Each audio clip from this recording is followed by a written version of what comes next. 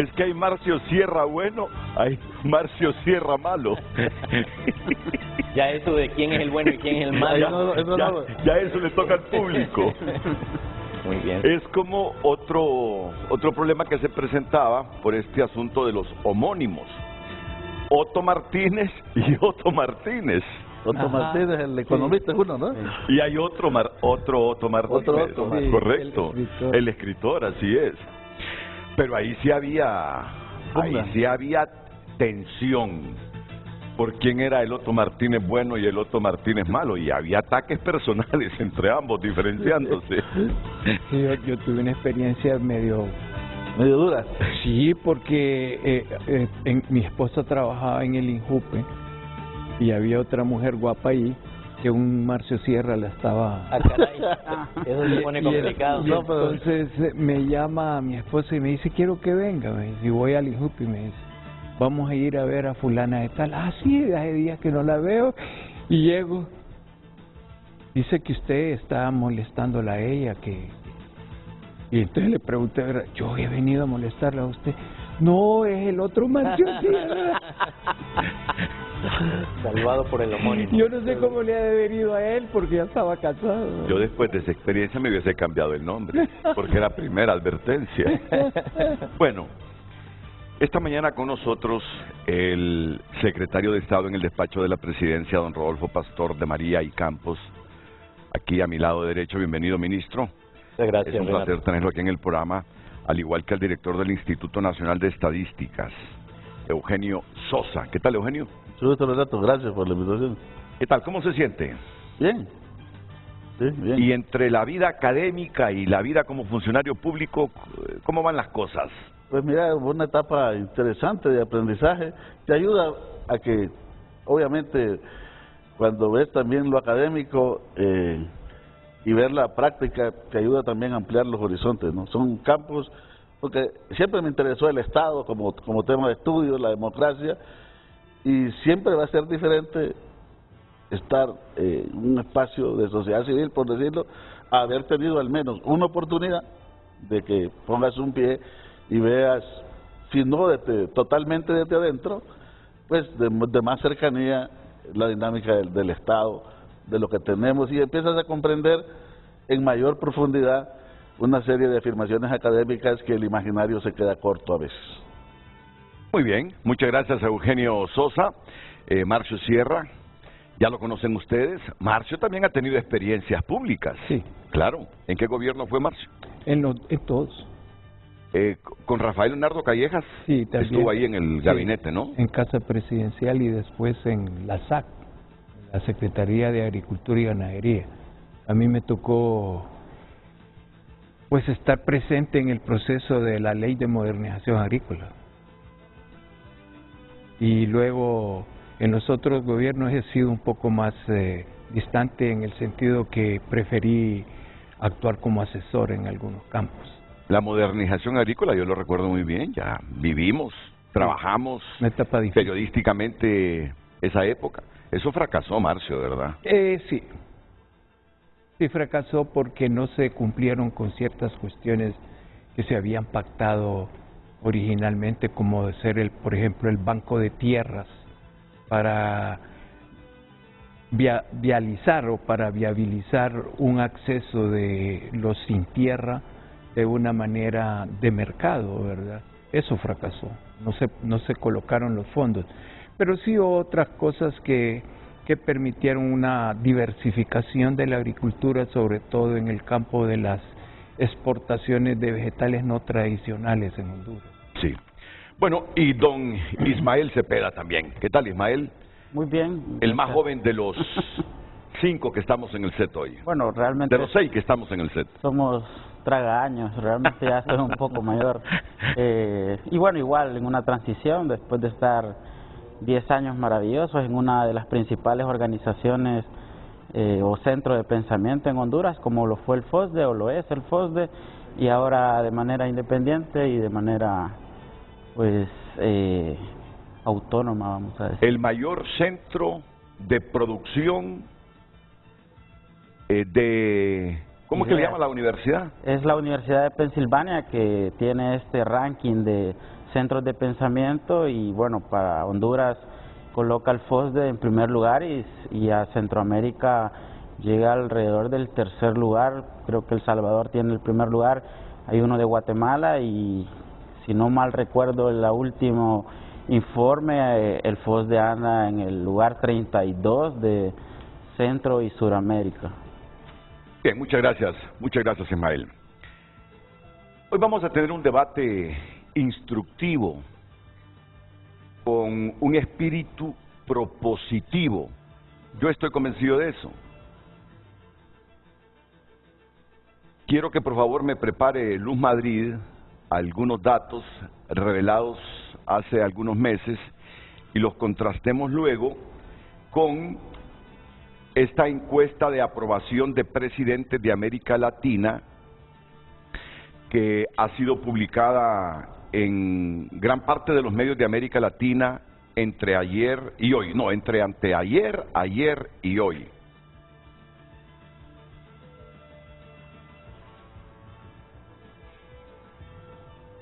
Y que precisamente es de esta empresa DataWorld. Yo estos datos los obtengo de una publicación de Infobae. Infobae, este medio de comunicación argentino, que en las últimas semanas ha estado revelando información muy importante sobre todo lo que condujo a que hoy esté privado de su libertad en los Estados Unidos el expresidente Juan Orlando Hernández. Pues según DataWorld, este es el ranking de aprobación de los presidentes de Latinoamérica. Bukele en el primer lugar con el 91%, Chávez con 63%, Abinader con 61%, Andrés Manuel López Obrador, ahí aparece como ANLO, 58%,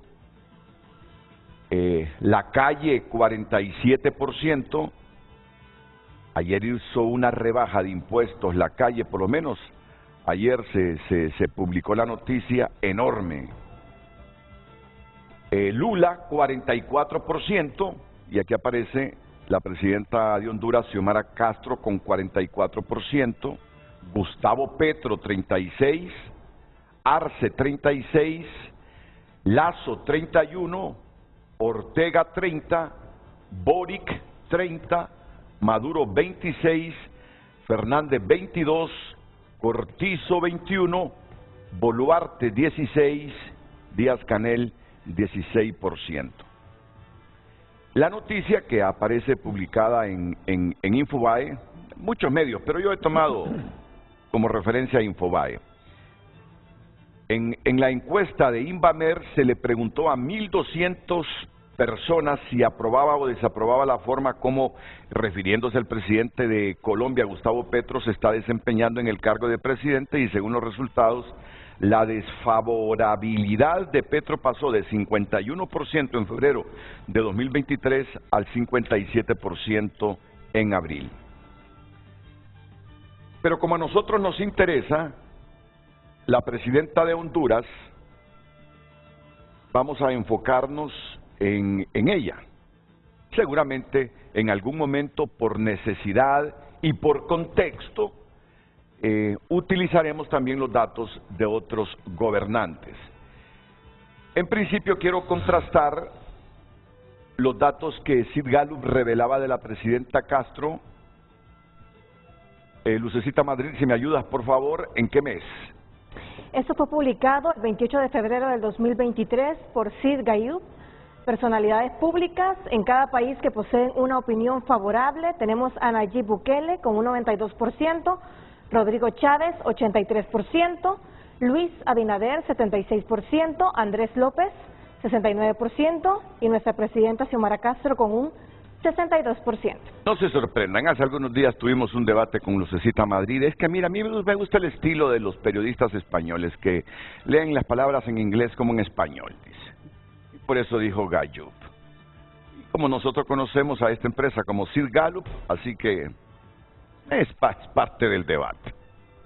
Entonces, ¿en qué lugar aparece ahí la presidenta Castro, Luz? Quinto lugar. ¿Con cuánto? 62%. 62%. Y en este ranking aparece con 44%. Miren, algunos dirán, ¿y cuál es el interés de estar contrastando si tiene imagen favorable o no, si es popular o no? Yo digo que estos debates ayudan si se analizan con mentalidad abierta, y como aquí no hay propósito alguno de perjudicar, ni hay prejuicio alguno para entrarle al debate, maximizando si está arriba, si está abajo, sino el deseo de que todos, y especialmente, y ojalá que sea así en las esferas gubernamentales, analicen el porqué esa reducción de imagen favorable de la presidenta para hacer los ajustes que todo gobierno, que todo presidente, presidenta debe hacer en una gestión de 4, 5, 6 años. ¿Qué estoy haciendo bien? ¿Qué estoy haciendo mal? ¿Qué estoy haciendo supremamente mal?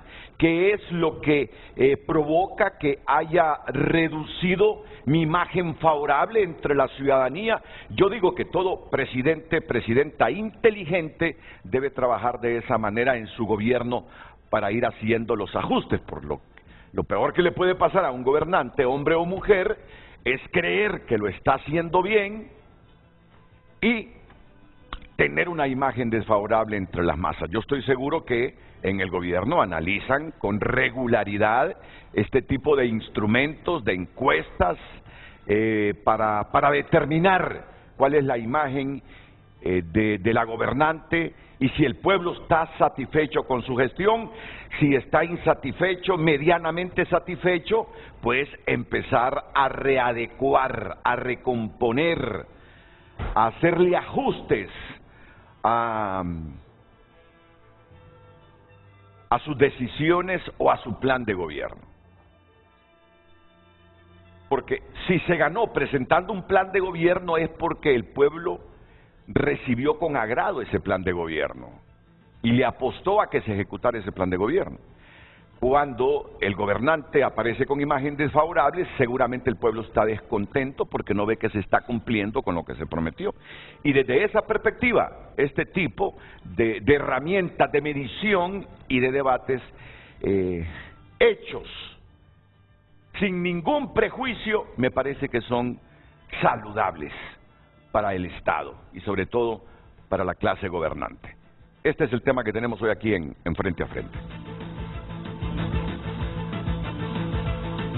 Compartimos con ustedes el tema del día en pantalla.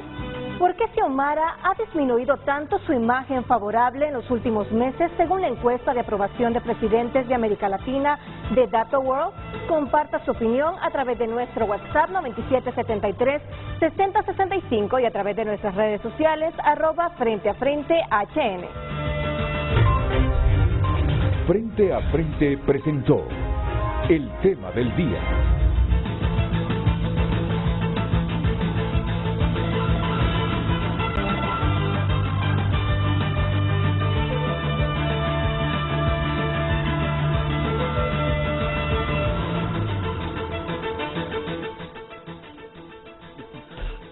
Bueno, yo creo que lo mejor es comenzar con el secretario de la Presidencia, con don Rodolfo Pastor de María y Campos. No sé si ha tenido acceso a esta encuesta de DataWorld, que ha sido publicada en América Latina en muchos medios entre el miércoles y hoy. Sí, Renato, muchas gracias. Mira, entiendo, yo no soy experto en encuestas, pero sí soy politólogo. Entiendo que DataWorld lo que hace es un promedio de encuestas. Sí. Entonces va a distintas fuentes, saca un promedio y eso es lo que presenta. Entonces ahí también hay que revisar el contraste que ustedes plantean en un inicio, comparando lo que es el resultado de ese promedio de encuestas de DataWorld para este mes con aquella que es una encuesta de Sid Gallup. No, yo creo que habría que contrastar el promedio de encuestas de DataWorld de este mes con el de entonces también de DataWorld, no con Sid Gallup. Pero eso dicho, Renato, creo que es evidente que hay en ese sentido, pues una disminución en la aprobación para la presidenta Xiomara Castro. Nosotros hacemos una medición permanente y efectivamente hay una fluctuación, ahora está hacia el alza y esperamos una recuperación también en ese sentido. Sin embargo, pues hay que partir también de un hecho que creo que cualquier gobernante tiene que tener claro, que es, bueno, la encuesta me está permitiendo a mí llevar una medida, ¿no? Pero a mí lo que me tiene que guiar son los resultados que yo puedo alcanzar, porque con base a eso yo voy a lograr tener un impacto. Si yo me mido solo por el momento, voy a estar permanentemente distraído con la coyuntura y no voy a poder darle forma a la estructura, y cualquier gobernante aspira a darle forma a esa estructura. Y precisamente en ese sentido también apelo yo a otra de mis formaciones como hijo de historiador.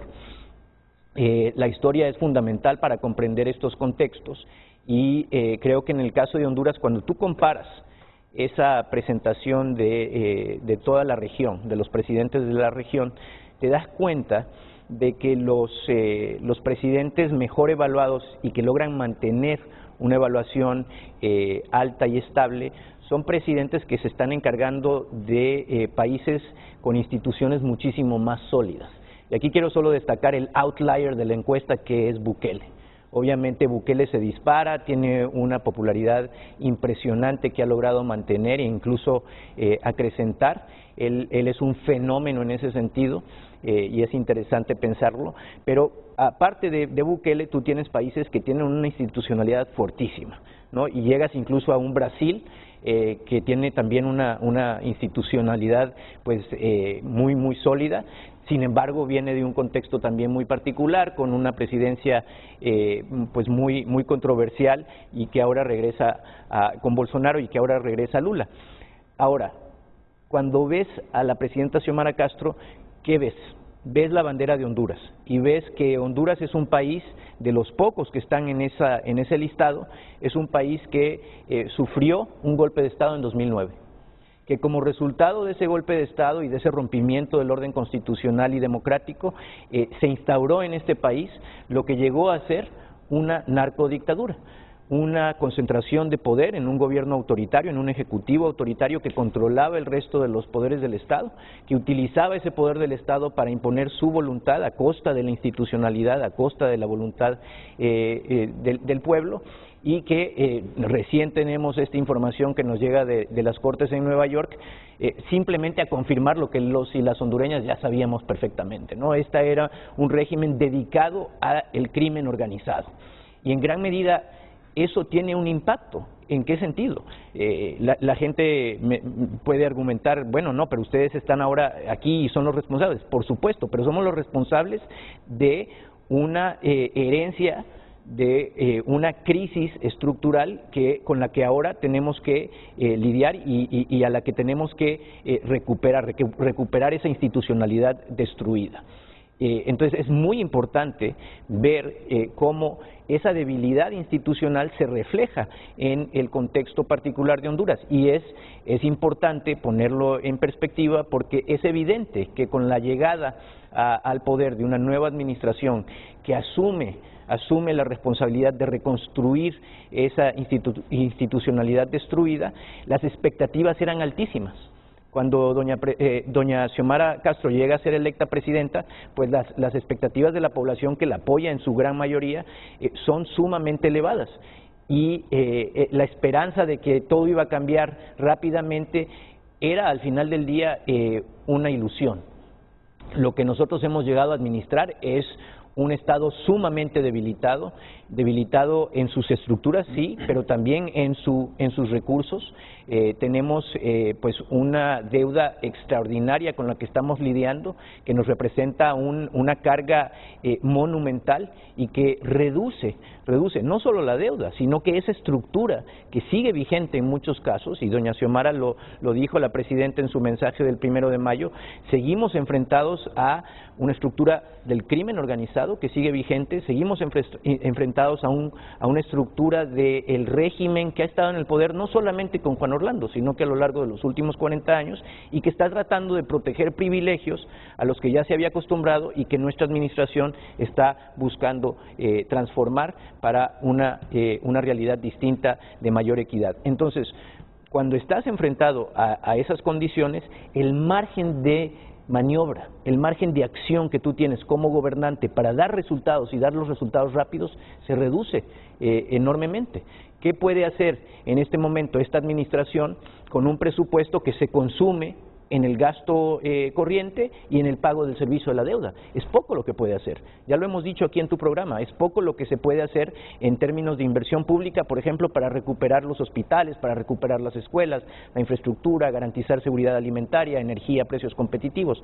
Estamos trabajando en ello, pero evidentemente cuando tú comparas el grado de acción y de avance que logramos tener con las enormes expectativas, va a haber un choque y va a haber un deterioro de la aprobación de la mandataria.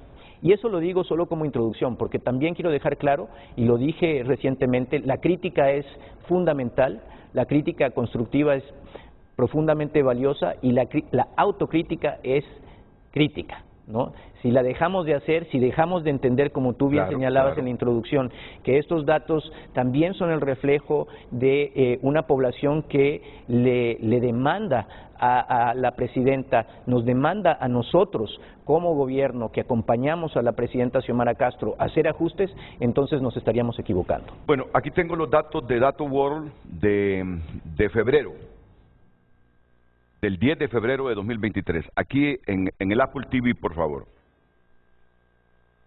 Ranking de aprobación de los presidentes de Latinoamérica.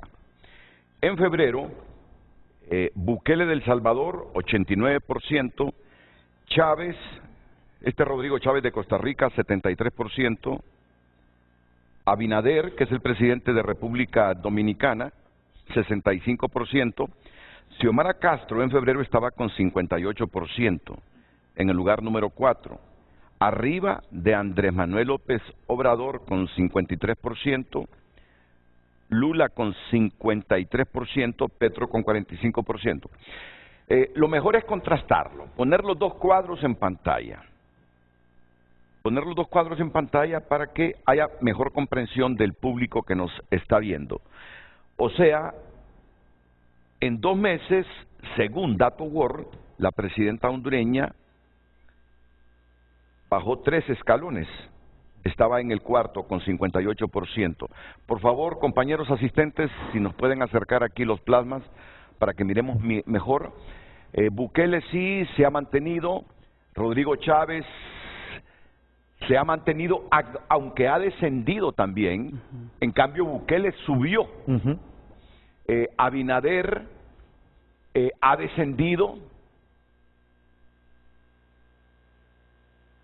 Castro 58 en febrero, 44 en abril, ha descendido 3 escalones. Quiero verificar a Lula, también descendió de 53 en febrero a 44 en abril. Lacalle, el presidente uruguayo, de 42 en febrero subió a 47 en abril, superando a la imagen favorable o la favorabilidad, como le llama la redacción de Infobae,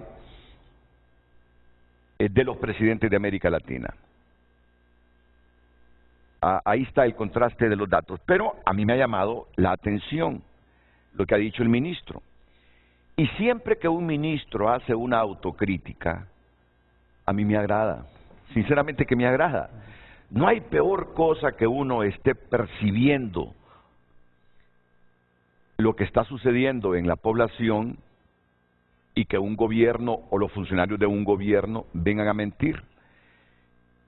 Yo escuché una expresión del ministro Rodolfo Pastor de María cuando dice, sin embargo, dijo, nos hemos estado recuperando. Esa frase, nos hemos estado recuperando, quiere decir que en algún momento de los 15 meses de gestión de la presidenta, si ellos han aceptado que bajó la popularidad de la gobernante. Y lo explicaba hace algunos minutos, la forma como encontraron al país, el desgaste que ha experimentado el país, razones financieras, razones económicas que heredaron, que no es fácil gobernar. Ese es el argumento del ministro cuando admite que en efecto sí bajó la imagen favorable, la popularidad de la presidenta. Ya para comenzar me parece que es saludable que iniciemos en un modo autocrítico. ¿No te parece, Eugenio? Claro que sí, Renato. Es importante para un proceso democrático, de profundización democrática, de refundación, como le llamamos en el actual gobierno, el debate, la capacidad de escuchar y de contrastar. Gobierno, ahí se tienen las propias mediciones y otras mediciones ayudan a ver las mediciones que se tienen oficialmente con otras mediciones y ver cuáles son los elementos. Además, decir que salvo Bukele, que Bukele se sale, de analizar a Bukele habría que colocarnos... Y tenemos que hacerlo hoy para entender por qué Bukele... Pero salvo Bukele, que mantiene esa trayectoria de 87, la ha mantenido, y esta última, ya 91, espectacular en América Latina, porque en América Latina, históricamente, Renato, y no digamos en Honduras, los niveles de popularidad de los presidentes normalmente al año están casi tocando piso. Y yo diría, no es una cuestión de...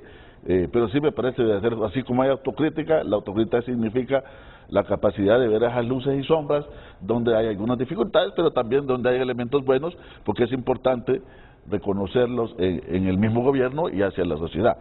Y bueno, decir que hacer dos o tres afirmaciones de contexto.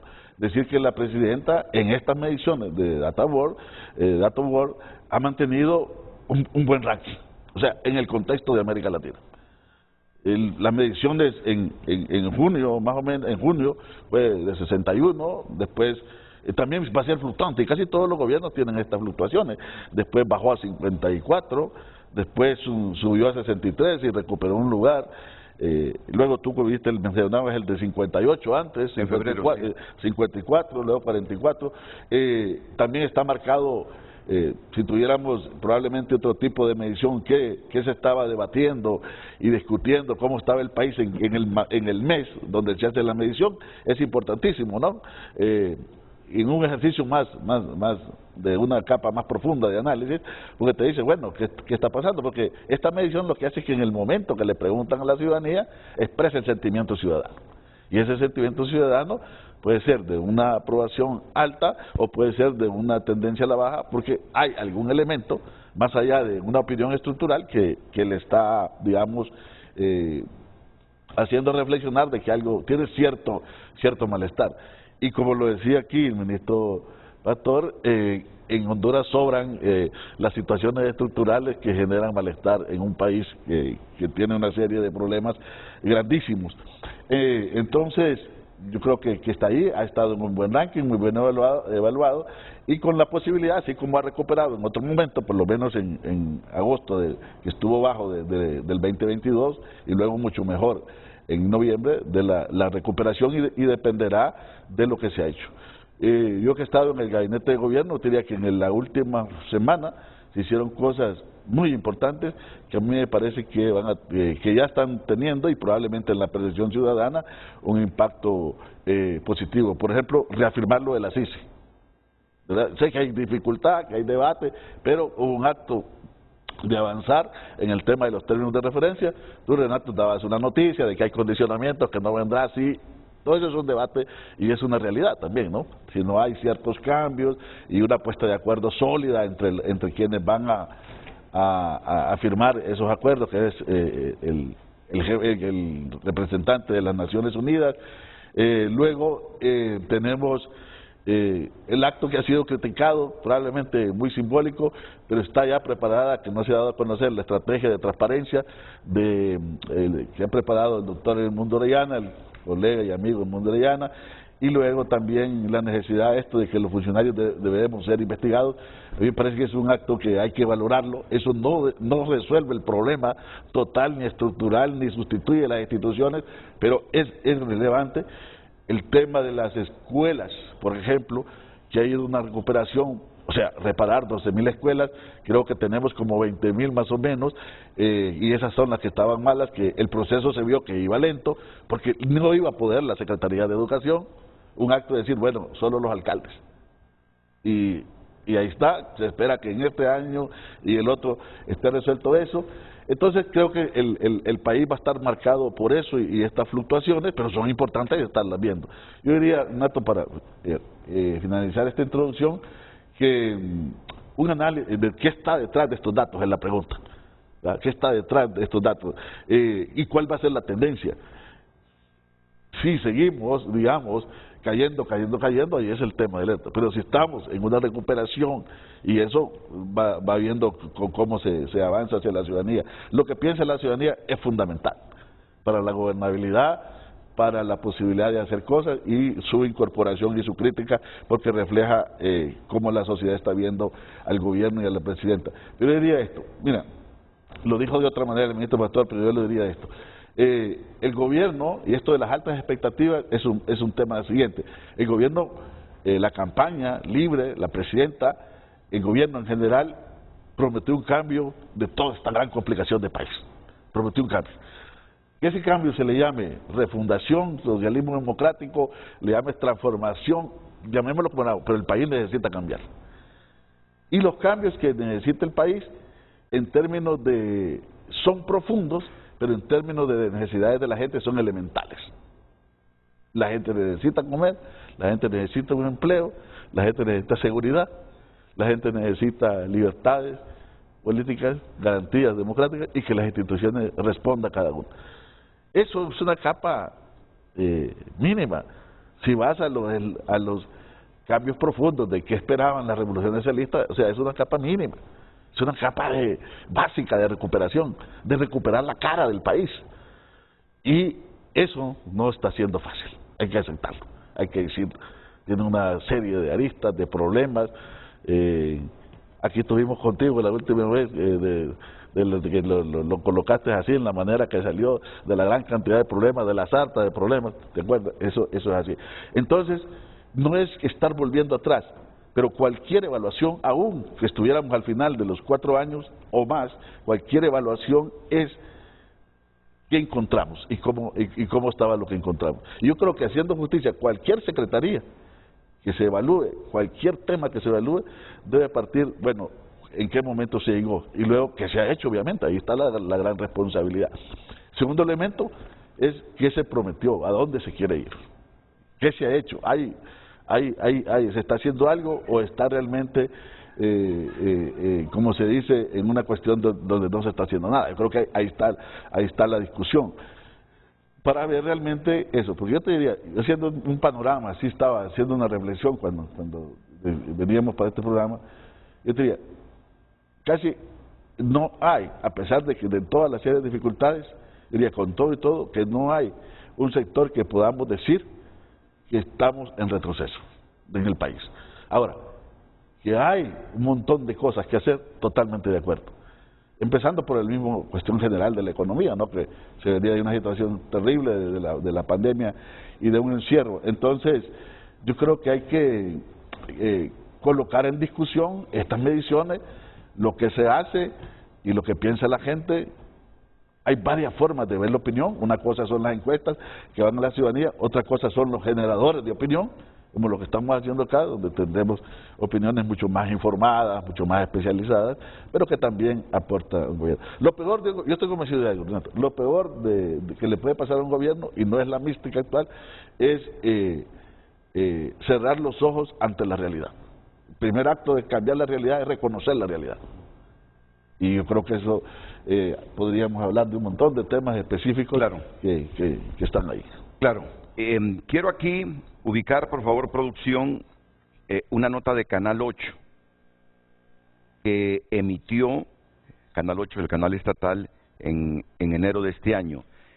titulada de esta manera: Presidenta Castro se mantiene en primeros lugares de aprobación en Latinoamérica, afirma DataWorld. La Presidenta de la República, Xiomara Castro, continúa siendo una de las gobernantes de Latinoamérica mejor evaluadas en lo que va de 2023, así lo afirma un sondeo de la firma DataWorld. La gobernante hondureña, la única mujer que lleva las riendas de una nación de la región, se posiciona en los primeros lugares por su buena gestión junto al mandatario salvadoreño Nayib Bukele, el costarricense Rodrigo Chávez, el dominicano Luis Abinader y el mexicano Andrés Manuel López Obrador. Y en esa encuesta, pues aquí lo ven, estaba en el cuarto lugar la presidenta Castro, con 60%, pero en abril aparece con 44%. De todos los datos que yo he revisado de DataWorld, este es el momento más bajo de la presidenta Castro. Entonces la pregunta, como lo han dicho tanto el ministro Rodolfo Pastor de María como el director del Instituto Nacional de Estadísticas, es ¿por qué? ¿Por qué ha bajado la popularidad y la imagen favorable de la presidenta? ¿Qué hemos hecho? ¿Qué hemos dejado de hacer? ¿Por qué estábamos mejor en enero, febrero con 60-62% y en abril estamos con 44%? Le vamos a dejar esa respuesta a la oposición, porque yo miro a Marcio y sé que es oposición. No tengo que leer mucho o buscar el perfil de Marcio. Solo le leo los artículos que escribe en la tribuna, ¿verdad? En la tribuna, yo leo los artículos de los columnistas favorables al gobierno, opositores al gobierno, y a Marcio lo coloco como un opositor al gobierno. Entonces le voy a pedir la opinión, porque cree que se ha venido un poco hacia abajo, se ha reducido la imagen favorable y la popularidad de la presidenta Castro. Y también escuchar al FOSDE. Yo siempre he visto a Ismael, perdón, pero se debe sentir orgulloso, decir, voy a escuchar al FOSDE, aunque ya no esté en el FOSDE, yo sé que Ismael se siente orgulloso. Así es. Se siente orgulloso. Voy a escuchar esta opinión respetada de Ismael Cepeda también. Y estoy sentado también por coincidencia, no es un tema de oposición, solo para aclarar. No. Para que no digan que nos sentamos como... No, para nada, no tiene que ver nada, no tiene nada que ver eso. Voy a la pausa y enseguida escucharé a Marcio Sierra y a Ismael Cepeda.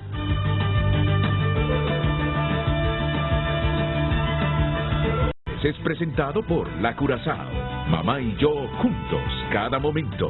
El mejor regalo con precios insuperables. Por compras al crédito te regalamos la prima. Gracias por compartir sus mensajes a través de redes sociales. La imagen de la presidenta Castro ha caído simplemente por una mala gestión, con funcionarios que no estaban preparados, ministros, empleados base. Desde ahí es un desastre, escándalos de corrupción, pacto de impunidad, entre otros, nepotismo, deterioro y pérdida de confianza en educación, salud, trabajo, seguridad, alto costo de la canasta básica, en fin, hay demasiado que mencionar. Esto solo puede generar inconformidad del pueblo. Dejen de poner de pretexto al anterior gobierno, pónganse a trabajar. Más mensajes. Buenos días, Renato y sus invitados. La verdad que el gobierno que actualmente gobierna nuestra presidenta deja mucho de qué hablar, siguen con lo mismo del pasado. Ellos ya es tiempo que actúen. Feliz día. Más mensajes. Interesante que los presidentes que ocupan los primeros lugares en la encuesta son de izquierda, centro o de izquierda, comparte nuestro televidente.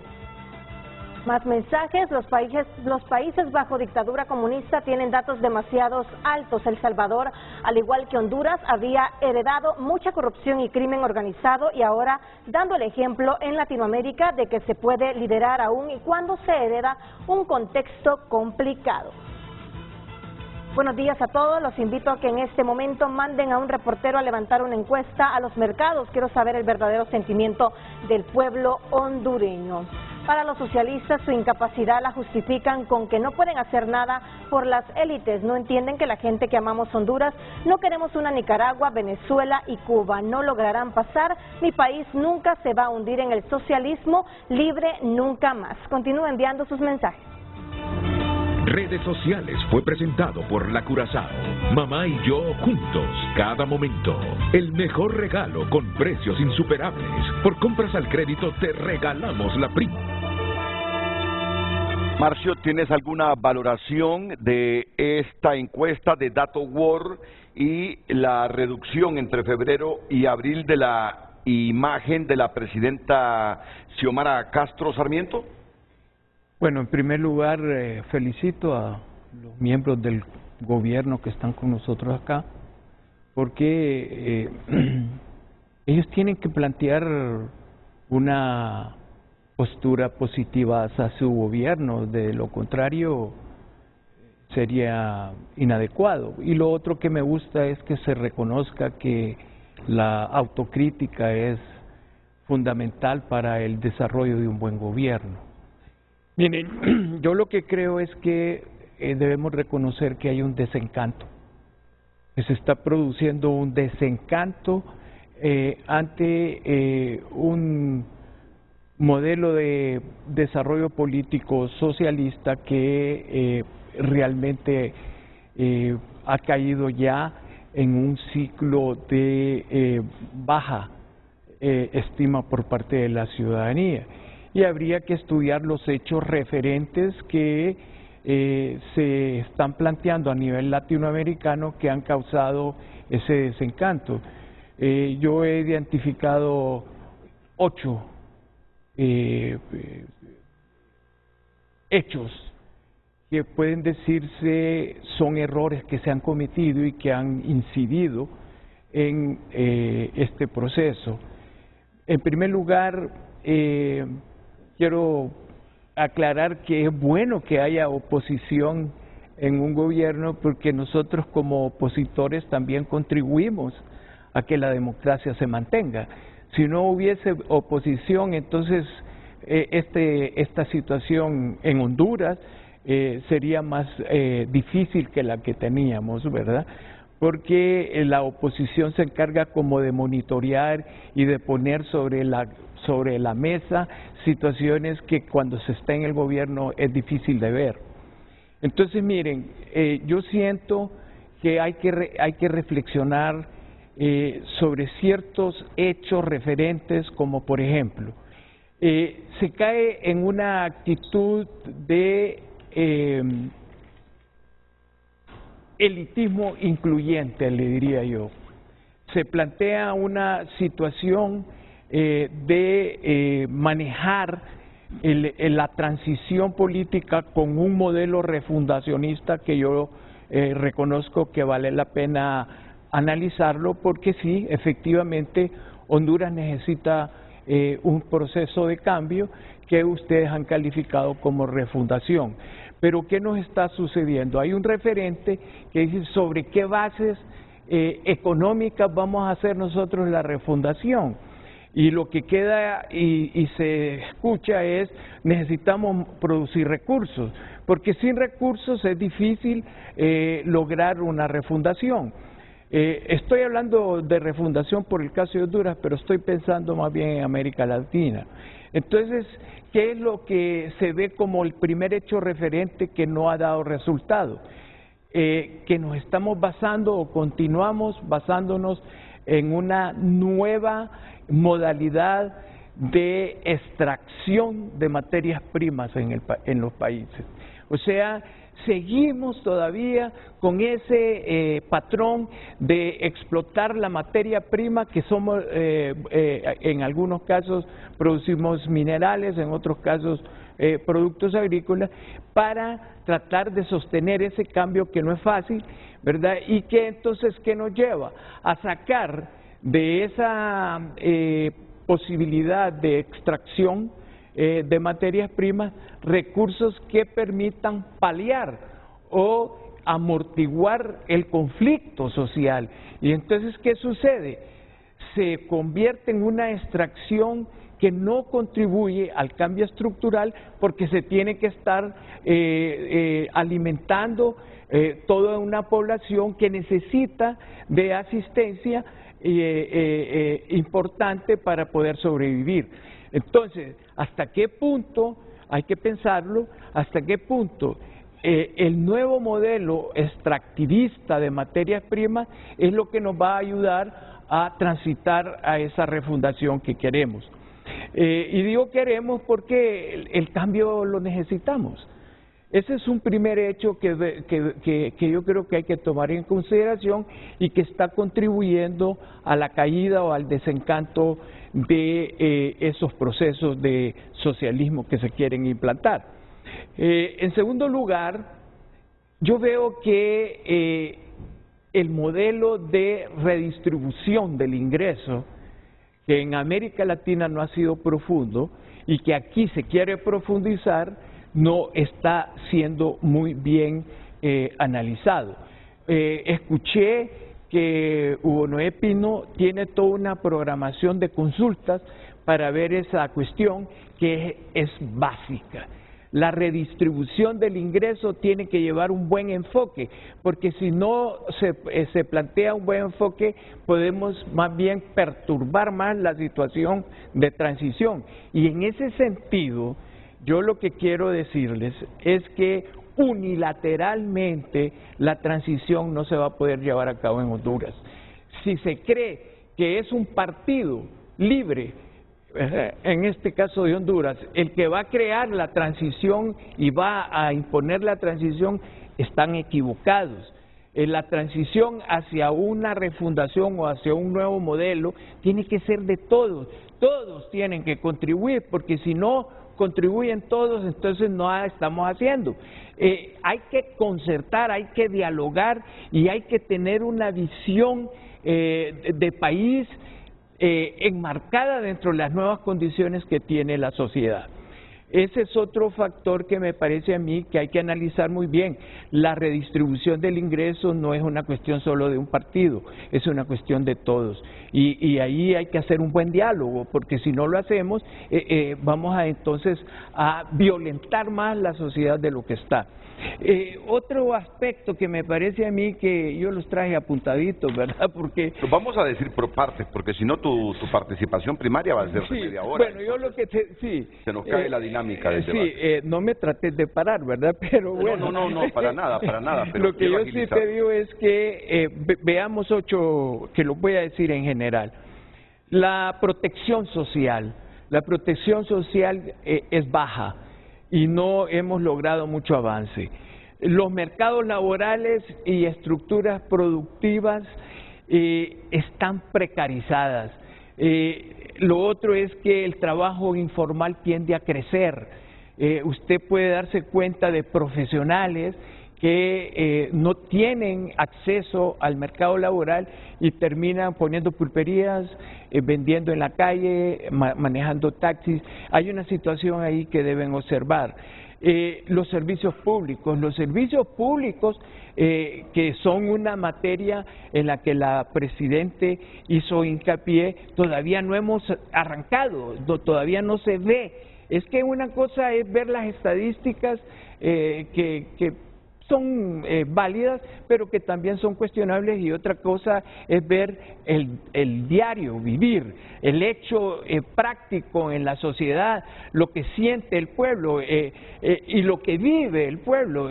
Yo les decía la vez pasada que, por ejemplo, tenemos una canasta básica que anda casi en 12,000 lempiras y tenemos un 50% de la población que apenas tiene ingresos de 5,000. Entonces hay un déficit ahí enorme. ¿Cómo vamos a hacer con eso? ¿Verdad? La otra cosa que hay que autocriticarse, el abuso de poder. Aquí se está dando abuso de poder, comenzando porque tenemos un Congreso que todavía no hemos resuelto bien. Tenemos una presidencia que es ilegítima y hay que corregir eso. Luego tenemos nepotismo, tenemos violación del Estado de Derecho. Entonces, hay situaciones que para poder ganarse al pueblo hay que cambiarlas, hay que corregirlas, porque si no, esto va para abajo también. Yo no estoy en contra de que se hable de un cambio. El cambio tiene que hacerse, ¿verdad? Pero es un cambio que debe ser democrático, es un cambio que tiene que incorporar las otras fuerzas que son válidas. Mire, las mejores experiencias socialistas que se dan después de la caída del sistema, ¿verdad? Porque ya hablar de sistema socialista es bien difícil, son aquellos que saben combinar la economía de mercado con políticas públicas socialistas y se ha comprobado realmente que eso funciona. En Alemania, en Dinamarca, en todas estas sociedades la economía de mercado sigue siendo importante, la libertad individual sigue siendo importante, el respeto a los derechos sigue siendo importante. Entonces, ¿qué es lo que nos indica esta situación?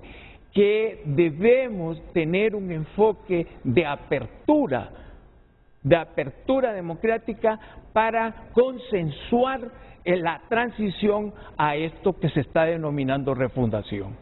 Marcio Sierra. Marcio es sociólogo, fue catedrático por mucho tiempo en las aulas de la Universidad Nacional Autónoma de Honduras y ha enumerado 7, no dijiste 8, 7 puntos de los que él considera son claves para que haya disminuido la imagen favorable del ciudadano hondureño a la presidenta Xiomara Castro. Ismael Cepeda. Bueno, es una tarea difícil poder recomponer y articular algunas cosas, sobre todo por ser el último, y bueno, ya hablaron mucho del contexto, pero yo quería rescatar cuáles son esos factores entonces de la construcción de la opinión pública, porque lo que vemos son esos porcentajes, vemos esos rankings, esa posición, que si la presidenta Xiomara Castro hoy está en 4º lugar, ahora en 7º, etcétera. Realmente es una construcción de una opinión pública de la ciudadanía, de quienes son entrevistados, de quienes reflexionan y sobre todo valoran pues esa gestión pública favorable o desfavorablemente. Y es entonces que aquí los factores, como ya lo ha mencionado por ejemplo el maestro Eugenio, pueden ser de coyuntura, es decir, que se debate en ese instante y que puede incidir de una u otra manera esa opinión favorable o desfavorable de la gestión, o como lo mencionó el ministro de la Presidencia, en temas estructurales, la pobreza, así como lo mencionó el doctor Marcio, lo que tiene que ver con las escalas salariales, el acceso a la canasta básica. Sin embargo, la construcción de percepción tiene que ver con algo fundamental en Latinoamérica, que es una ciudadanía, una sociedad harta de la política vernácula, harta de las promesas, de la ilusión que generan en campaña, y cuando se llega al poder, cuando se llega al gobierno, muy difícilmente se pueden resolver los grandes, y aún sabiendo en campaña que muchos de estos problemas van a tocar un proceso muy largo para poder recuperar, por ejemplo, el Estado de Derecho, la institucionalidad, recuperar las instituciones públicas, tener procesos de compras y de adquisiciones idóneas, la ley de contrataciones del Estado, etcétera. Muy difícilmente entonces se puede recuperar de la noche a la mañana, y es por eso que ese hartazgo de los ciudadanos y las ciudadanas al final se ven reflejados en estos sondeos de opinión, se ven reflejados en ese porcentaje que puede tabular una empresa, un organismo internacional como el BID, como el Banco Mundial, o lo que hoy se discute con DataWorld, y que es algo muy difícil de decir, pero realmente hay una caída libre de parte de la presidenta Xiomara Castro en la aceptación, y eso los datos lo respaldan. Si a inicios de año tenía por encima del 70% y hoy ya está en un 40 y algo %, lo que significa es que los ciudadanos y las ciudadanas no están conformes, porque también esto de las encuestas, de las entrevistas, tienen que ver con otras variables, con otros factores que se les pregunta a la ciudadanía, como por ejemplo, no tiene que ver la popularidad con la aceptación del gobierno.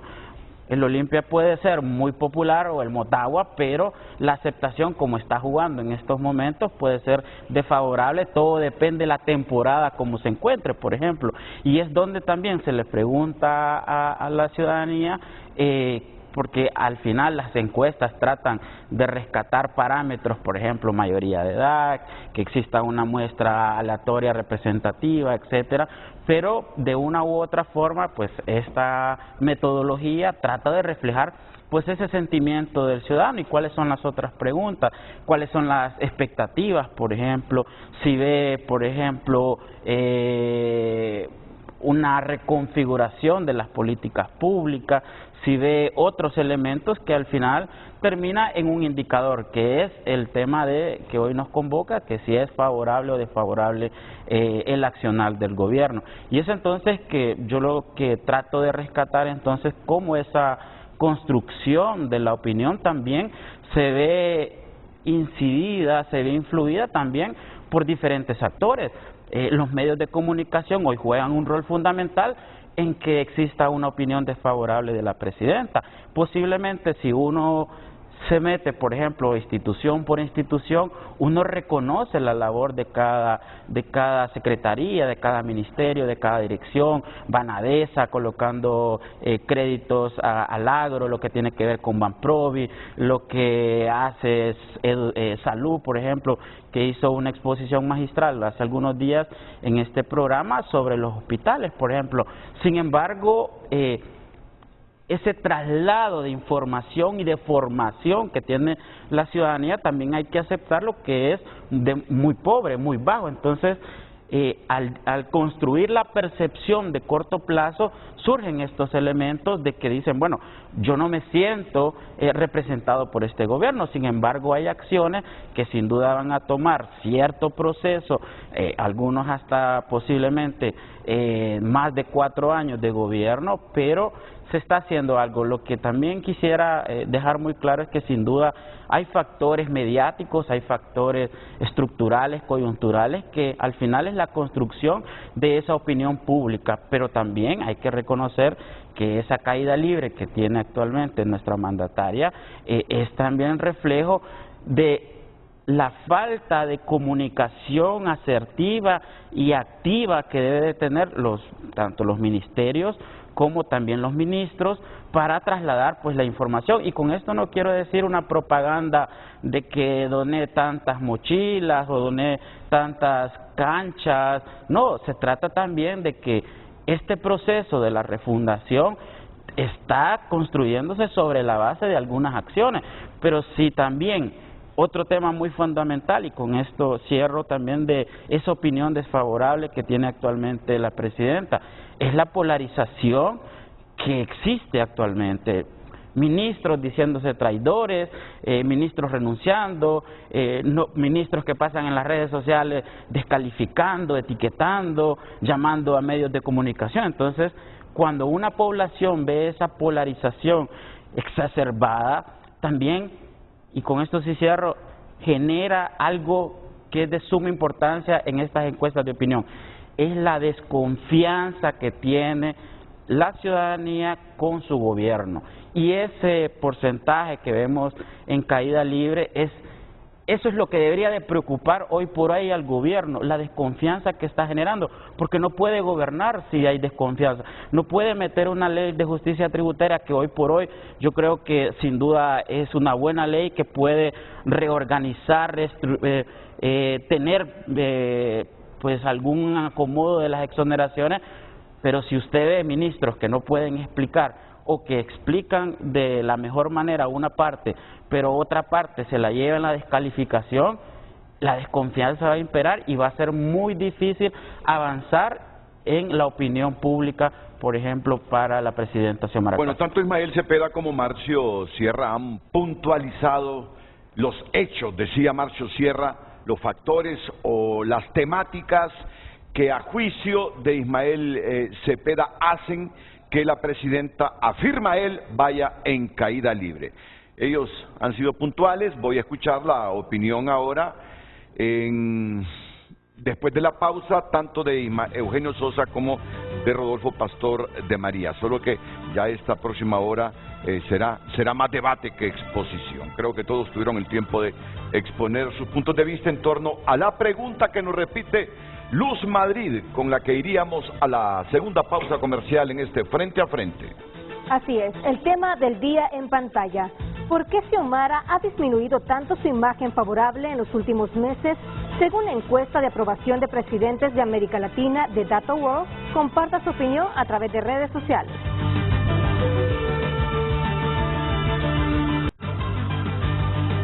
Redes sociales es presentado por La Curazao. Mamá y yo juntos, cada momento. El mejor regalo con precios insuperables. Por compras al crédito te regalamos la prima. Damos lectura a más de sus mensajes a través de WhatsApp. La percepción de que ella no gobierna, que lo hace el asesor presidencial y es quien dicta órdenes a los secretarios de Estado. El constante flaqueo de sus hijos, quienes más parece que la acercan para que no cometa una ligereza, la escasa o nula gestión y ejecución de su equipo de gobierno. Damos lectura a más mensajes. El país se dirige en la ruta equivocada y los indicadores de aceptación general de la población no engañan a nadie. Si no se detiene esta agenda maligna, pronto seremos una Cuba o una Venezuela.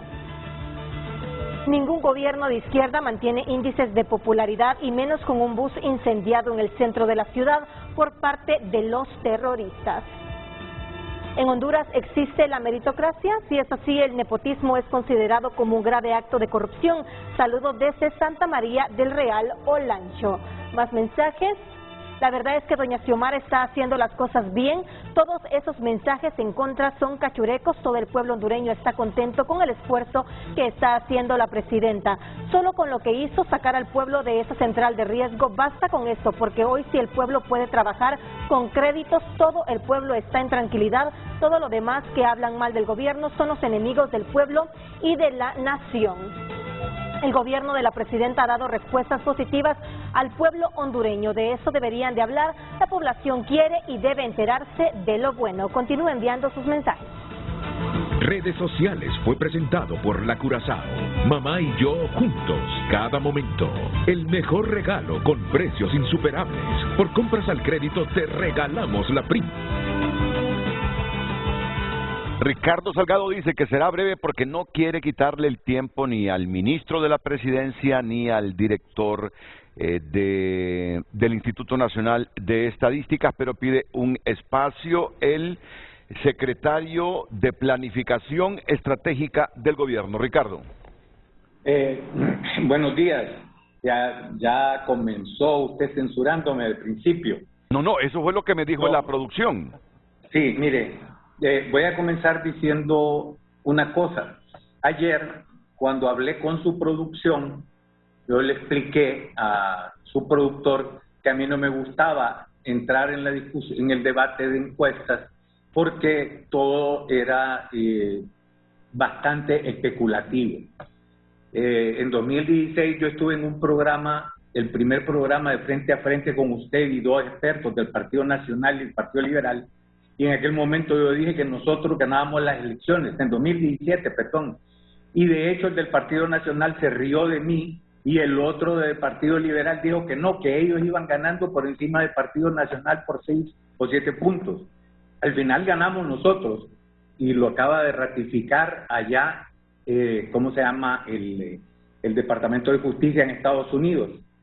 A usted mismo le tocó lidiar con un problema el día después de las elecciones en 2017 porque el día anterior presentó unos datos que resultaron ser falsos. Pero sea riguroso, no fui yo que los presentó, sino Arturo Corrales. Sea riguroso para que nos entendamos mejor, ministro. Sí. No, lo que digo es que usted enfrentó el problema.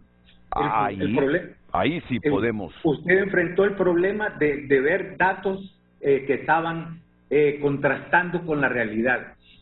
En las encuestas normalmente hay dos tipos, las de uso privado que utilizan básicamente todo el mundo, nosotros también, y las que sirven para hacer propaganda. Y normalmente las que sirven para hacer propaganda son las que se lanzan al público. Dicho esto, y asumiendo, yo quiero hacer varias cuestiones. Lo primero que quisiera remarcar es el hecho de que Lula, que comenzó el 1 de enero, que Petro, que estuvo en un debate con Bukele, Xiomara, etcétera, en esa encuesta aparecen todos en caída libre, como bien decía el señor Ismael Cepeda, y a mí eso personalmente no me parece una casualidad. Sin embargo, dejo como inquietud el hecho de que todos los presidentes que son de izquierda en esa cosa van para abajo. Y eso no tiene una explicación de carácter ideológico. Y aquí voy rápidamente, porque hay algunas cosas que se dijeron que quiero decir, que quiero llamar la atención. Primero, aclararle al señor, ¿cómo se llama?, al sociólogo Marcio Sierra, que en Honduras no estamos instalando ningún sistema socialista. O sea, él como sociólogo, como estudioso, sabe que aquí estamos viviendo en pleno apogeo del neoliberalismo. Si este país lo controla totalmente las estructuras que quedaron del sistema pasado. No se votan en 14 meses las estructuras de un sistema que ha estado 100 años. Entonces, eso del socialismo es más una cocora porque se están presentando, porque aquí estamos lidiando con problemas, con los problemas estructurales ya. O sea, ojo, esa es la primera, porque vi en las redes sociales que vuelve Cuba, que vuelve Venezuela, el tema, y en Honduras en este momento estamos lidiando por salir de un problema fundamental que se llama deuda. Una deuda que se subió de 3.000 millones en 2009 a 22.000 millones en 2021. Luego, yo creo que también hay un error al decir que estamos planteando un neoextractivismo. Eso, francamente, no sé de dónde salió como argumento, porque en ninguna parte de nuestro plan de gobierno está. Fíjate que yo creo que se estaba refiriendo a la política latinoamericana. Yo creo que estaba asociando a Venezuela, sobre todo porque yo mismo quedé un poco así como descolocado y por cuestión de tiempo no le repregunté en su momento, pero sigamos. Sí, ok, yo ahí solo advierto, nosotros no estamos planteando neoextractivismo. Después habló de la redistribución y del precio de la canasta básica y del salario en 5.000 y del ingreso en 5.000 lempiras, y en eso tiene absoluta razón. Hay ahí un increíble problema, porque como él lo plantea, tenemos 7.000 lempiras de diferencia. ¿Qué quiere decir eso? Que la gente no come, pues. O sea, que la gente no tiene acceso a comprar nada. Ahí sí tiene razón, tenemos un problema en la redistribución, pero es un problema que genera el sistema monetarista del que estamos hablando. Luego, estamos aquí, eso fue también la redistribución tiene que ver con el sistema de la Ley de Justicia Tributaria. La Ley de Justicia Tributaria, como dijo el señor Ismael Cepeda, es una buena ley que debe discutirse y ese debió ser el espíritu desde el principio, pero se comenzó una guerra inmediatamente que salió, no se dio oportunidad de discutir nada sobre la ley y medio se discutió, ahora se va a socializar, pero es complicado porque ponen la situación polarizada, por decirlo de alguna manera, que esa es la otra cuestión, pues. O sea, es difícil en un ambiente como el que tenemos ahorita hablar cuando lo que se trata es de decirle a los pobres, mire, la situación es esta, usted paga, y no solo los pobres, la clase media también, usted también paga impuestos y está bueno que usted acepte que exoneren a compañías que tienen pingües ganancias. Aquí, acelerando, los servicios públicos. Los servicios públicos yo tengo que discrepar porque nosotros tenemos 800.000 familias en este momento que no pagan energía eléctrica, se está recuperando a la empresa de energía, a la ENE, ya va a entrar la parte de distribución finalizando el contrato de EEH y además se detuvo por primera vez en muchos años la pérdida de la ENE. Entonces, en los servicios públicos estamos trabajando y se están viendo además resultados.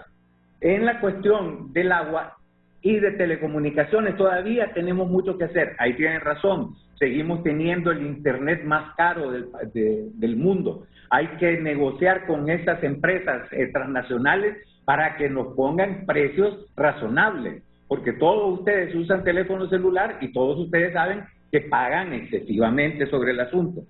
Después, sobre el abuso de poder, yo francamente no entiendo qué quiere decir el señor, porque si hay apertura en un gobierno ha sido en este. A mí me tocó vivir toda la dictadura pasada, tengo 59 años, y durante los 59 años me tocó vivir la década de los 80, cuando mataban estudiantes que tenían la edad de 18, 19 años, los mataban, los secuestraban, los desaparecían, y la represión en Honduras nunca se dio. como dijo la presidenta en su discurso el domingo, nosotros redujimos los datos de inseguridad, sin reprimir y sin violar los derechos humanos. ¿Qué quisiste decir con abuso de poder? Así, brevemente. Nepotismo. Sí, bueno, pero eso del contésteme. Nepotismo, la otra cuestión es la impunidad. Ahorita le voy a hablar de nepotismo. Primero, digo corrupción ahorita. Corrupción, no hay ni un ejemplo, ni una acusación de corrupción que ustedes no puedan hacer. Esa es la que no aparece reflejada, pero los hechos de dice, compra de carros de lujo, viajes, viáticos. Permítame hablarle, señor, usted habló. Sí, o sea, ustedes no tienen un solo caso, uno solo de corrupción que nos puedan acusar. Para comenzar, nepotismo, el que viene de nipote, del italiano, de los familiares, pero los familiares aquí es lógico, los compañeros que están, para mí Carlos Zelaya, para mí Hortensia Zelaya, son compañeros de lucha porque han estado en la calle conmigo toda la vida. ¿Sabe dónde hay nepotismo? En los Rivera Callejas, que tienen, el otro día sacó el cuadro, el abuelo Antonio Rivera Callejas, sacó al abuelo que trabajó con Carías, después sacó a Mario Rivera López que trabajó con Ricardo Zúñiga, después lo sacó a él que ha trabajado y ha estado toda la familia durante 80 años en el gobierno. Igual sucede con los Villedas, que empezaron antes de Pajarito viviendo de la cosa pública. Entonces, nepotismo es una cuestión, es una categoría sumamente abstracta y es además muy subjetivo, porque la gente de los que yo estoy hablando, Zelaya, que yo veo puestos en el gobierno, todos fueron mis compañeros de lucha durante 13 años, todos estuvieron a la hora de las represiones. Nosotros somos un partido político y somos un gobierno, un partido político.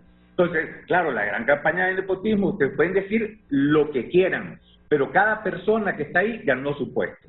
Esa es mi opinión. Entonces, ni corrupción, ni nepotismo, ni abuso de poder. Ahí no le puedo dar la razón, como tampoco en eso, ¿cómo se llama?, de que queremos imponer, ¿cómo se llama?, un sistema que no va. La otra cosa es la falta de pericia a la hora de hablar del socialismo. Me parece realmente que falta ahí un poco de debate. Probablemente podemos hacerlo no en un programa, sino en un café, nos podemos ver y hablamos sobre toda la evolución el desarrollo, de lo que es el socialismo y cómo el socialismo ha avanzado y cómo hoy el mundo se pregunta cómo se sale del neoliberalismo. Se lo están preguntando economistas de renombre en Estados Unidos, no en Honduras. Y conste, aquí trajeron a Paul Romer, que después fue premio Nobel y se fue porque dijo que eran demasiado corruptos los nacionalistas. Por eso se fue, porque él es el papá de las ciudades modelo. Ahora voy con la cuestión. Yo estoy de acuerdo totalmente con la parte donde Ismael habla sobre la política vernácula y las promesas que no se cumplen. Tiene razón. Absolutamente tiene que haber hartazgo de poblaciones cuando tienen problemas que les van creciendo año con año y lo que reciben cada 4 años es gente que va y les promete y después, desaparecen y no les cumplen. Eso naturalmente es un proceso de desgaste, es un proceso que debe ser siempre combatido. Por supuesto que este gobierno también está preocupadísimo por terminar con esas prácticas, que también estoy de acuerdo en lo que dice, ¿cómo se llama Ismael?, sobre la comunicación asertiva. Tenemos defectos de comunicación porque hacemos más de lo que publicamos. Y en algunos casos también estoy de acuerdo, porque estoy de acuerdo en que hay ministros que salen tomándose fotos y que salen como quinchonguengue y esas cosas, y eso no es lo que los pueblos quieren ver. En eso, ¿cómo se llama?, yo comparto plenamente. Veo que la crítica debe fundamentarse en todos estos factores que pueden producir el desgaste de los gobiernos. Ahora, personalmente, yo no le creo a la encuesta que publicaron ahí en términos de caídas libres, porque matemáticamente eso no es posible. Estadísticamente no es posible. Pero ese es otro tema de discusión después. O sea, yo puedo sentarme con matemáticos que usted, ¿cómo se llama?, invite, y les puedo demostrar fehacientemente que matemáticamente esas caídas son realmente dibujadas. Como se dice, aquí probablemente Ismael y Eugenio entiendan más eso, pero todos sabemos que hay encuestas que se dibujan. Y aquí también es un secreto, no es un secreto que las encuestadoras te dicen, mire, yo tengo de varios precios, le vendo una por $20,000, pero con esa no voy a campo. Y para ir a campo me tiene que pagar $50,000 por encuesta. O sea, que todos esos fenómenos se dan aquí. Si al pueblo darle contexto significa decirle la verdad. Entonces, no, y miren, eso tiene razón, porque cuando las encuestas son favorables también se dice, ya ven, miren cómo salió esa encuesta. Bueno. Mire, Renato, solo para finalizar, yo me he opuesto a que publiquen en los medios del gobierno esas encuestas de DataWorld. He estado en contra porque yo sabía de antemano que eventualmente eso se iba a revertir como un boomerang. Ahora, usted tiene tiempo trabajando en medios y usted también sabe que eso es un boomerang. Lo sabe Eugenio, que es un especialista. O sea, y si yo salgo presumiendo, voy en primer lugar en DataWorld y que no sé cuántos, y que soy súper popular, cuando me saquen con 44, me voy a dar con la piedra en los dientes. Yo no creo que creo dos cosas. Una, que el gobierno de la República debe tener un desgaste natural, porque todos los gobiernos pasan por esos procesos de desgaste. Luego hay una enorme campaña desde el día 1 que ha sido contra el gobierno, y eso también desgasta. Más bien, con esta campaña que se ha hecho, este gobierno debería estar en 15. Milagros no ha llegado a 15 la presidenta, pero puede llegar fácilmente porque con esta campaña, fíjense que el otro día, de Renato, un titular de un medio, que no es el de ustedes, puso un titular que decía así, convulsión social en Honduras. Óigame, ¿qué clase de titular es ese? O sea, yo voy a la calle, o sea, eso es convulsión social, o sea, eso es malintencionado. Ahora, claro, eso incide también en la mente de las personas. Entonces, yo creo que es muy constructiva la discusión de ustedes, le agradezco el espacio, y al sociólogo Marcio Sierra, con gusto, a mí me encantaría, yo siempre leo sus columnas, siempre las leo, y yo creo que hay mucho por debatir en el país. Honduras necesita debate y algunas cartas bien puestas sobre la mesa, pues. O sea, el asunto aquí está en que necesitamos debatir, y eso es fundamental para que este país evolucione, porque en este momento en el Congreso la tónica es bloquear todo lo que hace el gobierno. Entonces el gobierno no puede pasar ninguna ley, y entonces no se puede, ¿dónde estamos? Paralizados todos. Yo pienso, Renato, que es importante el espíritu constructivo, le agradezco mucho, y bueno, gracias por permitirme analizar todo. Y sobre eso último, yo he visto escenarios similares en algunos sistemas parlamentaristas, o parecidos al nuestro, y lo que se hace en los congresos cuando un partido se mira sin mayoría simple, yo lo he visto en otros lados, aquí en América Latina, es que se busca el consenso, Ricardo, se busca el consenso, y algunas veces se cede para sacar adelante algunos proyectos. Pero yo estoy seguro que en nada le va a abonar al gobierno de la presidenta Castro, y lo peor, en nada le va a abonar al país que Luis Redondo sea incapaz de buscar consensos con las otras bancadas sobre esos proyectos que tienen ahí. Y en los consensos se tiene que ceder algo. Una cosa, Renato, yo estoy de acuerdo, los consensos son para ceder. Ustedes estamos de acuerdo, porque no podemos parar todo un país porque no somos capaces de llegar a consenso. Pero yo creo que sería muy positivo que dejaran la agenda de estar atacando al presidente del Congreso. No usted, o sea, acaba de salir ahí. O sea, hay que comenzar por un hecho fundamental. Luis Redondo es presidente del Congreso. De lo que negocie, probablemente sea incapaz de buscar los negocios, las discusiones, los debates. Hay que pedirle que sea abierto. Pero para que evolucione todo esto civilizadamente, como se está pidiendo en este momento, deberíamos realmente tener una posición de ceder, como dijo usted, pero de ceder todas las partes. Estamos de acuerdo, pero mira, y ayudarse a sí mismo también. Yo creo que ese descabezamiento de las presidencias de las comisiones que tenía el Partido Salvador de Honduras y que se las quitó, la percepción, mira, y aquí es donde se va construyendo esas imágenes, la percepción es que arrastra problemas de división personales internos del Partido Salvador de Honduras que terminaron en que Redondo le quitara la presidencia de esas comisiones a este partido. Pero muchas gracias, Ricardo Salgado, ministro de Planificación Estratégica. Recuerden, aquí está el ministro de la Presidencia, pero me imagino que son acuerdos internos. El ministro de la Presidencia es el que coordina a todos los ministerios, ¿verdad? Pero me imagino que hay acuerdo que en situaciones coyunturales cada ministro tiene la libertad de participar, no obstante que está aquí el que coordina a los ministros. Por supuesto que hay toda la disposición para que me acompañen los compañeros y las compañeras ministras, cada uno de los cuales, Renato, hemos encontrado en nuestras instituciones situaciones sumamente complejas, limitantes muy reales, a lo que se puede hacer a corto plazo. Sin embargo, creo que se ha trabajado de una manera intensa y eso es lo que a mí me parece muy importante, que se logre comunicar. Y yo quería decir que encuentro muchas coincidencias con las posturas tanto de Ismael Cepeda como de Marcio Sierra.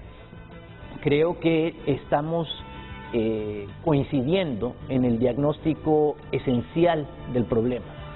Don Marcio Sierra hace alusión muy lúcida a un problema del sistema, del modelo de desarrollo que aquí se ha buscado implementar a lo largo no solamente de los últimos 12 años de narcodictadura, no solamente a lo largo de los últimos 40 años de neoliberalismo, prácticamente un siglo y medio en que Honduras ha buscado, desde la instauración del liberalismo clásico tradicional, desarrollarse a partir de un modelo extractivista.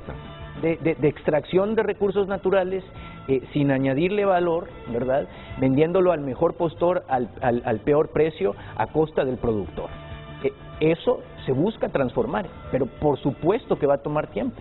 Por supuesto que va a tomar tiempo. Y claro que hay un reto en la comunicación, Ismael, de todo lo que sí se está haciendo y de cómo lo que se está haciendo en este momento, además de apagar los fuegos, literalmente y figurativamente, apagar los fuegos, poner la casa en orden, sentar los cimientos, para que a partir de ahora se comience, no durante una administración, no durante 2 administraciones, esto va a tomar muchas administraciones, muchas generaciones. Salir de una deuda de 20.000 millones de dólares, que representa más del 50% del Producto Interno Bruto, le va a costar a este país y a esta sociedad generaciones. Nosotros ahorita estamos en una trampa de la deuda. Hacer inversión o pagar la deuda requiere recurrir a más deuda en este momento. Por eso es tan importante una reforma estructural como la que hemos planteado con la propuesta que se ha enviado al Congreso de la justicia tributaria. Tenemos que transformar desde la raíz este modelo profundamente distorsionador que ha generado desigualdad, que ha profundizado la pobreza, que nos tiene sumidos en esta polarización brutal que supera el conflicto, los canales institucionales y que nos confronta como sociedad y que genera violencia, que genera inseguridad. Y yo te quiero pedir un favor, Renato, porque desde que llegué veo los 3 periódicos que tú siempre tienes al frente en tu escritorio aquí. ¿Me puedes dejar simplemente mostrar las portadas? Mostrar las portadas. Este es El Heraldo, uno de los principales periódicos del país. Anarquía en las cárceles, extorsión, ese camión que se quemó por parte de los criminales el día de ayer, aquí en el Boulevard Suyapa. La prensa. Autobuses continúan bajo fuego. A ver aquí. Entonces, la violencia generalizada, muchísimas gracias Renato, la violencia generalizada y la forma en que la matriz mediática se utiliza para profundizar esa polarización, para alimentar la confrontación, es uno de los limitantes que tenemos no como gobierno. Ojo, yo aquí quiero hacer también una distinción muy clara, como sociedad, como país, como nación.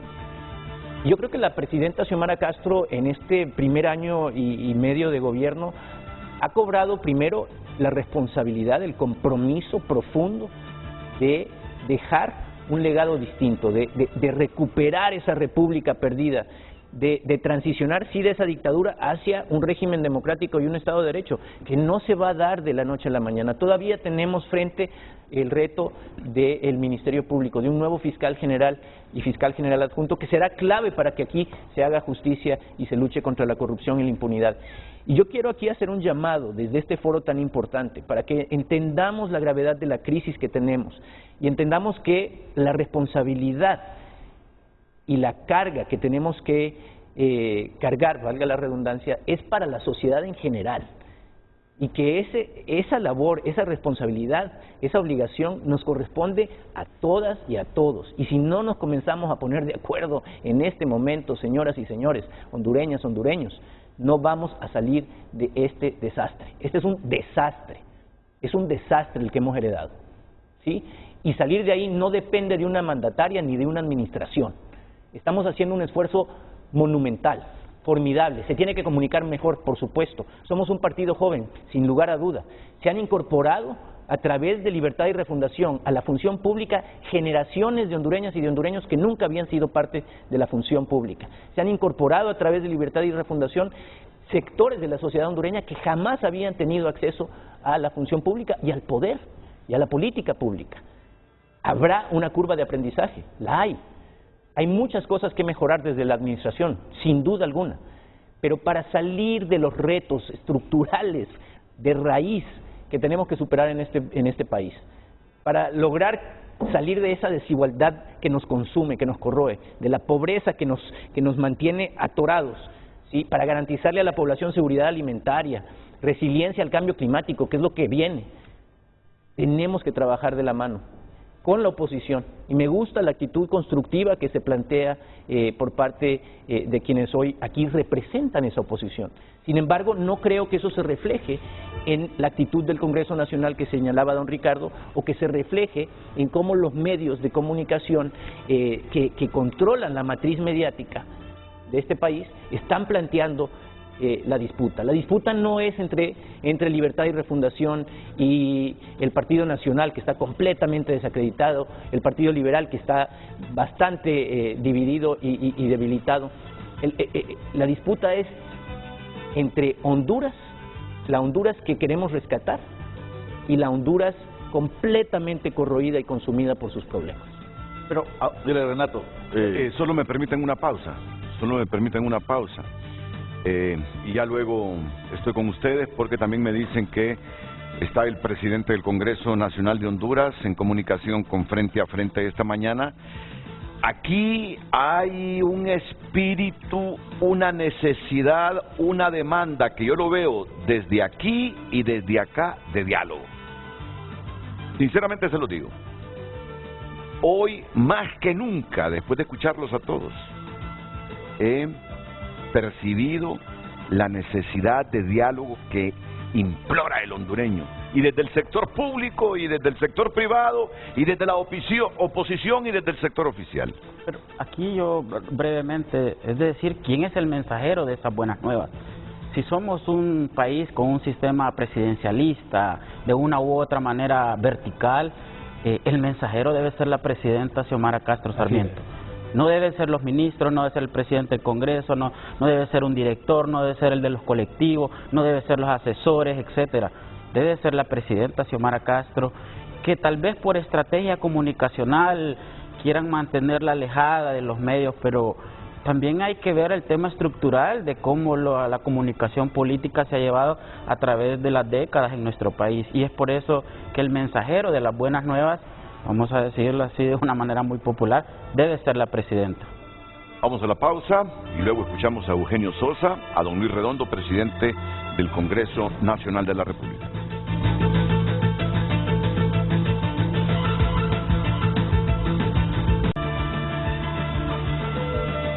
Redes Sociales es presentado por La Curazao. Mamá y yo juntos, cada momento. El mejor regalo con precios insuperables. Por compras al crédito te regalamos la prima. Continuamos con más mensajes. Critican al nuevo gobierno y que alguien me diga que hizo el narcopresidente en 12 años. En cuestión de educación, salud, seguridad, promoción de cultura, valores, ciencia y tecnología, el gobierno actual, reconstrucción de más de 12.000 escuelas, dotación de inmobiliario, equipo, tablets, merienda escolar. En salud, mejora de hospitales y gestión para la construcción de 8 hospitales cuando en 12 años ni se construyó uno ni se mejoraron las condiciones de los que existían, y gran robo de los hospitales móviles. Damos un mensaje más. Buenos días. Pienso que los altos y bajos son responsables. Algunos ministros y designados que en vez de ayudar están estorbando, empezando por Salvador Nasralla. Si no ayudan, no estorben. Si tanto es la crítica hacia el gobierno, ¿por qué no proponen soluciones? ¿Dónde están las críticas constructivas? Yo solo veo las destructivas. Si uno está en contra de lo que se opina, se ponen a la defensiva. Gracias por continuar enviando sus mensajes a través de @FrenteAFrente HN. Redes sociales fue presentado por La Curazao. Mamá y yo juntos, cada momento.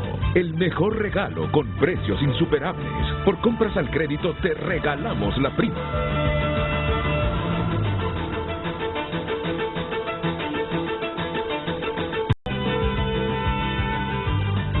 El presidente del Congreso Nacional de Honduras, don Luis Redondo, está en comunicación con Frente a Frente. Diputado Redondo, buenos días, bienvenido.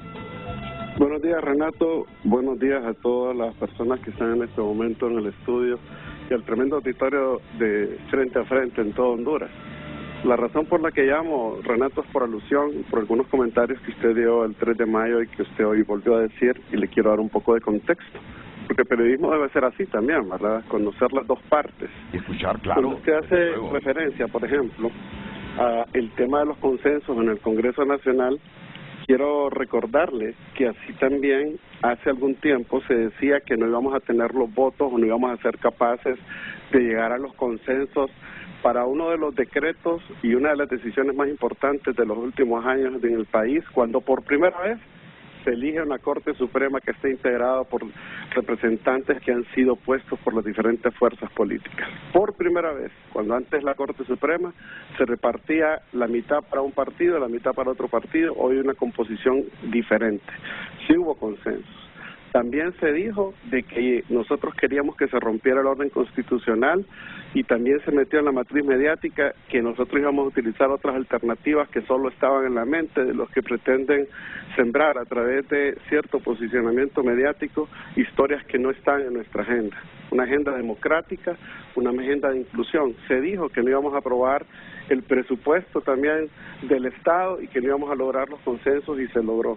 Y para no dar más detalles, que por cierto, recuerdo, hay que no perder del radar que nosotros hemos aprobado en este año varios decretos que requieren consensos, que requieren socialización y no podemos dejar a un lado lo de la Corte Suprema de Justicia. Se han aprobado más de 220 decretos y nunca antes en la historia del Congreso Nacional, nunca se habían aprobado más de 50 decretos por unanimidad, con el voto de todas las bancadas representadas en el Congreso Nacional.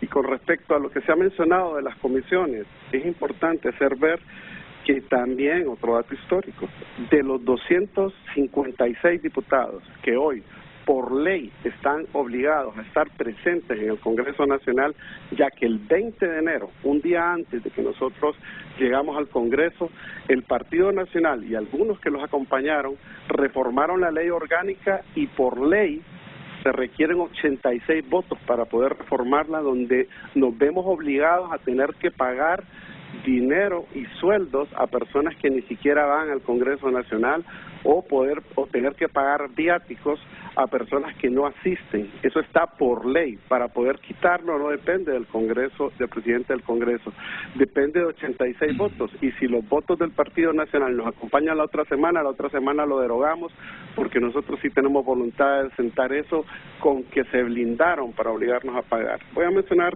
Renato, sobre lo de las comisiones. Las comisiones yo anuncié desde antes que iba a hacer integración cada año, cambios cada año. Aquí no hay una dedicatoria para nadie. Aquí las cosas cambian, así como el Congreso cambia, así como cada 4 años hay cambios, se hacen. Por primera vez de los 256 hay 229 congresistas integrados. Por primera vez en todas las comisiones que hay. Y le voy a mencionar unos datos importantes.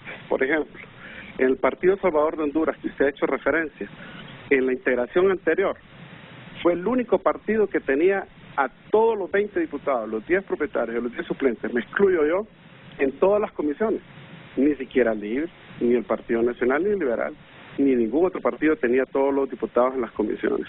Hoy hay 8 de los 10 propietarios están en comisiones y los 10 suplentes están en comisiones. En el Partido Libre, 48 de los 50 propietarios están en comisiones y 49 de los 50 suplentes están en comisiones. En el Partido Liberal, 20 de 22 están en comisiones. Por ejemplo, no está Marlon Lara, voy a citar este ejemplo. ¿Por qué? Porque a todos ellos se les mandó una forma para que ellos expresaran su voluntad de qué comisiones querían estar. Aunque no lo expresen, el presidente tiene la facultad de nombrarlos en diferentes comisiones. Sin embargo, en el caso específico del congresista Marlon Lara, él no quiere estar en ninguna comisión, no se integró a ninguna comisión. En el caso del ADC y el PAC, están tanto propietarios y suplentes. En el caso del Partido Nacional, los 44 propietarios están en comisiones y 23 de los 44 suplentes también están en comisiones. Entonces, ¿qué pasó aquí con esto? Solo para terminar, es que los congresistas no integrados se dé temas de espacio en las comisiones, que no puedo meterlos a todos ahí, la representatividad de las bancadas que se tiene que distribuir, también algunos con permisos especiales, como en el caso de Beatriz Valle, que no está ya, está embajadora en Canadá, el caso del doctor Matthews, que está en Salud, el caso de Soto, que estaba en Copeco, que se está reincorporando hasta este año, el caso de el doctor Luis Amador, que ya no está. Esos son los números que no cuadran para llegar al total de los congresistas. Entonces, Renato, yo quería hacer mención a esto porque una cosa es lo que se dice y otra cosa son los hechos. Por ejemplo, cuando se habla de cierta reestructuración, mira, Renato, yo voy a volver a decir esto nuevamente, yo no tolero que se contraten personas que falten 22 días al trabajo en el Congreso. No tolero que personas lleguen a las 10 de la mañana, a las 12 del día o a las 2 de la tarde y que después salen en los medios de comunicación diciendo que hay persecución con esto. ¿Sabe por qué no hago referencia a los nombres de esas personas? Por respeto a ellos. Esa es la única razón. Pero si hemos documentado debidamente todas esas cosas que se hacen y que allá en los medios lo que van a hacer es referencia a la toma de la Bastilla, cuando en su haber hay situaciones que nos obligan a nosotros a tener que documentar y hacer las acciones necesarias a nivel legislativo.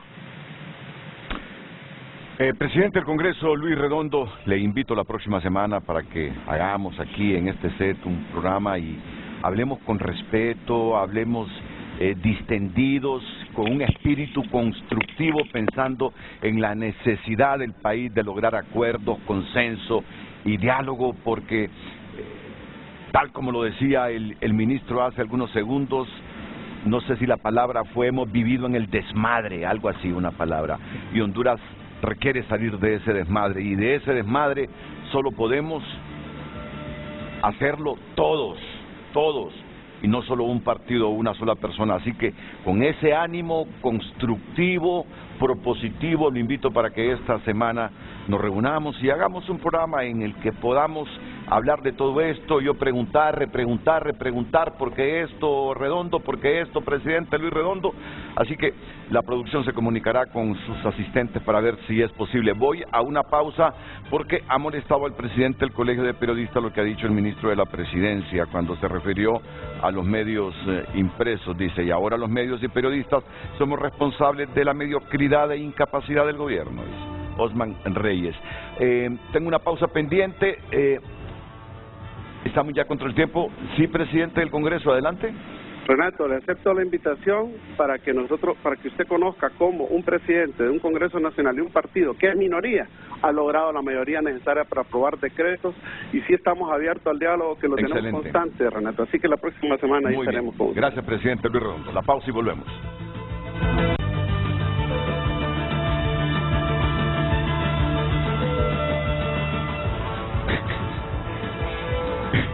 Solo faltan 30 segundos, dice la producción.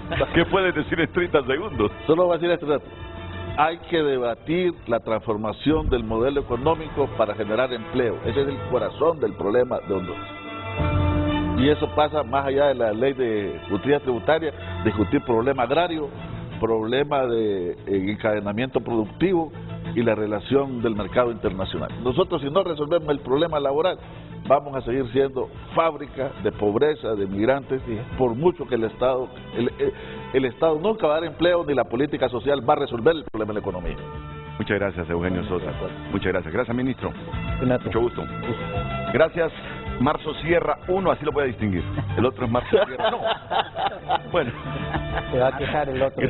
No, Marzo 1, aquel, el de la comisión, Marzo 2.